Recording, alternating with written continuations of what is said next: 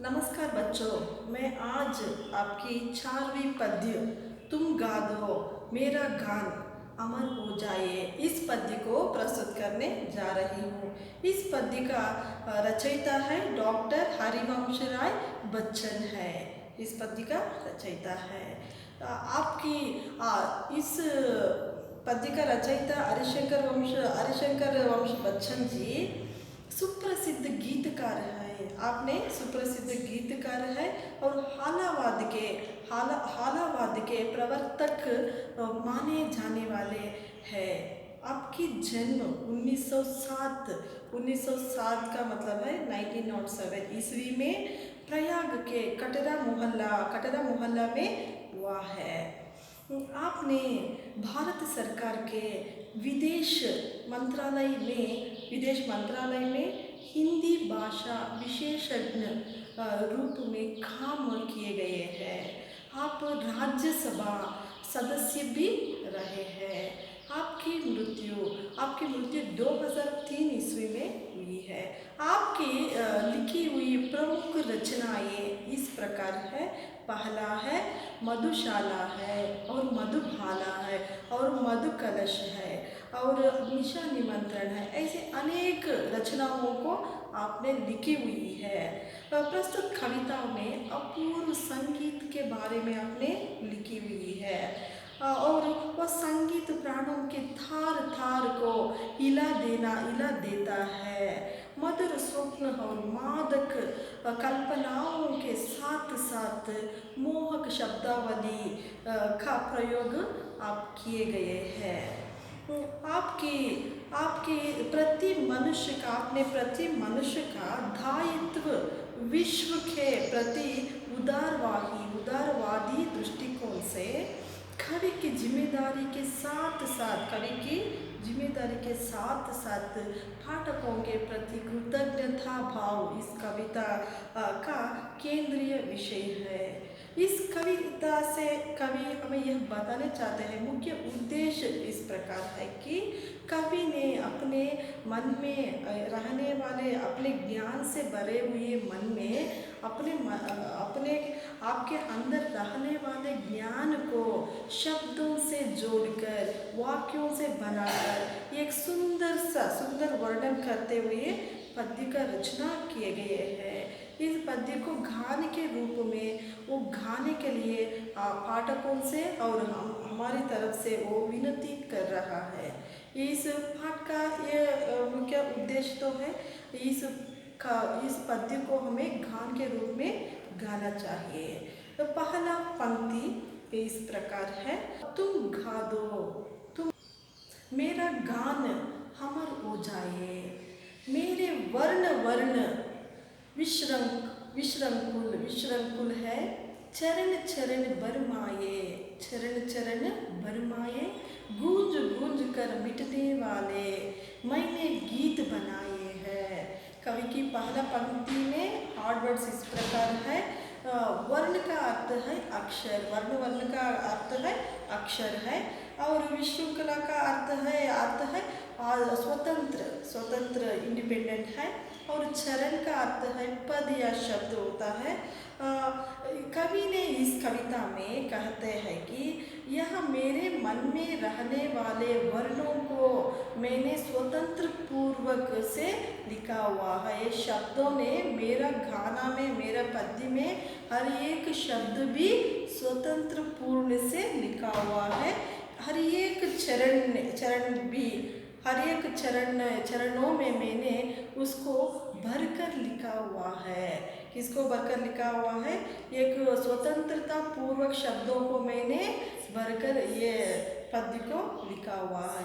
इस गूंज कर मिटने वाला है। ये पद्य में हर एक शब्द भी गूंज कर मिट जाता है और मैंने ऐसा गीत बनाए हैं। कवि ने पाठकों से विनती करते हैं, मैं इस प्रकार की एक कविता को प्रिपेयर किया हुआ हूँ।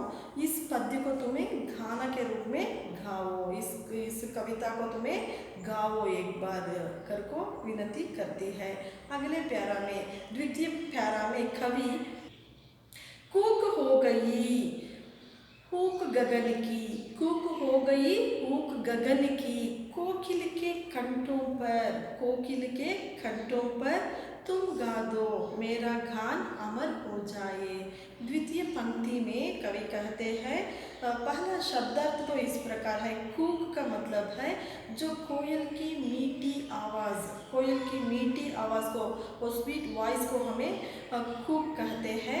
और हुक का मतलब है जो कोयल की दर्द की आवाज़, सैड वॉइस को हमें हुक कहते हैं। और खंटों का मतलब है अपनी थ्रोट पर, अपनी गला, गला कहते हैं।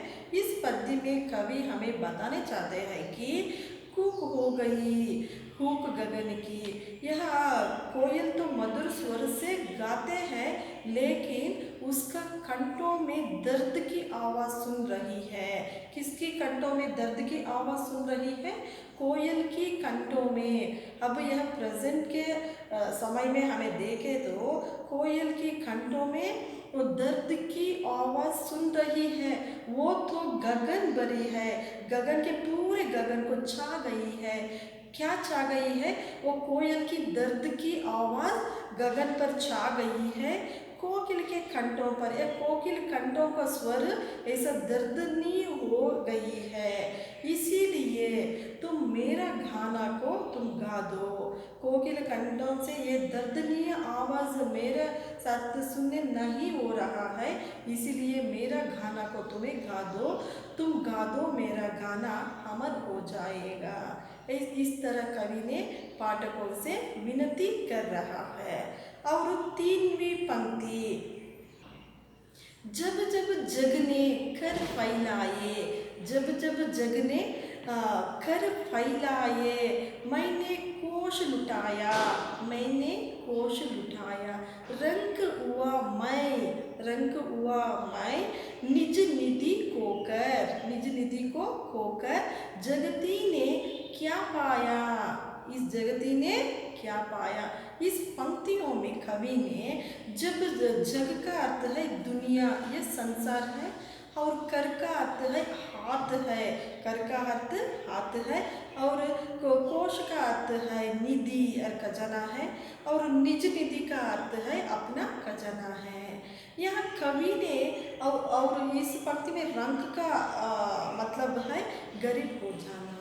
इस पंक्तियों में कवि ने जब इस दुनिया में मेरा पर घर पर फैलाए तो हाथ फैलाए, तो मैंने मेरा मन में रहने वाले ये ज्ञान का ये खजाना तो मैंने तुम्हारा हाथों से देने के लिए मैं इच्छा करती हूँ।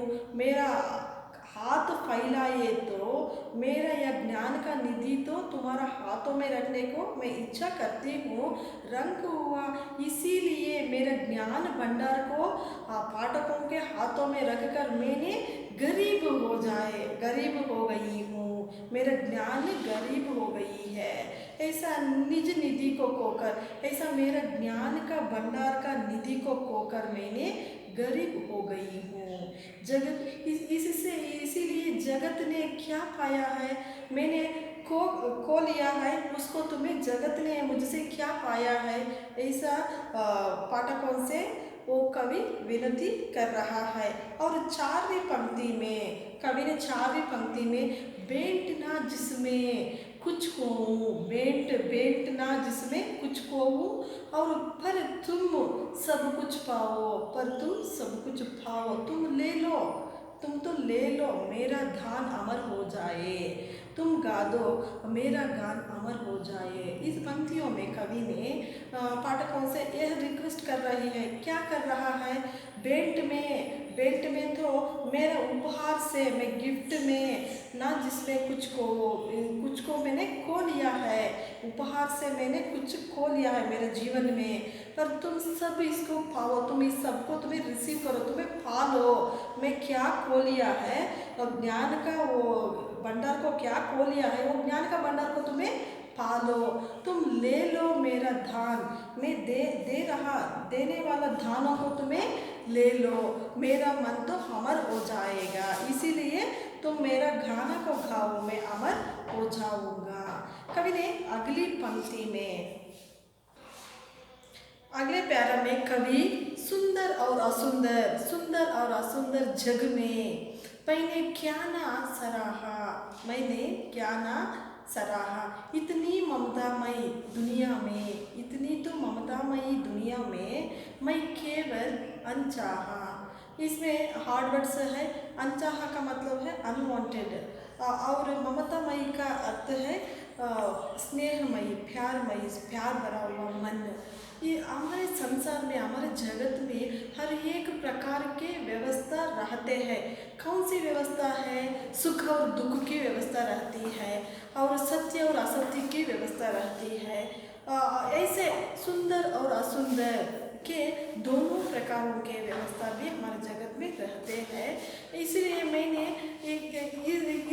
इतने शब्दों में मैं किसके बारे में प्रशंसा करूं, मैंने किसके बारे में मैंने प्रशंसा कर पाऊंगा, एक कवि का मन में सोच रहा है।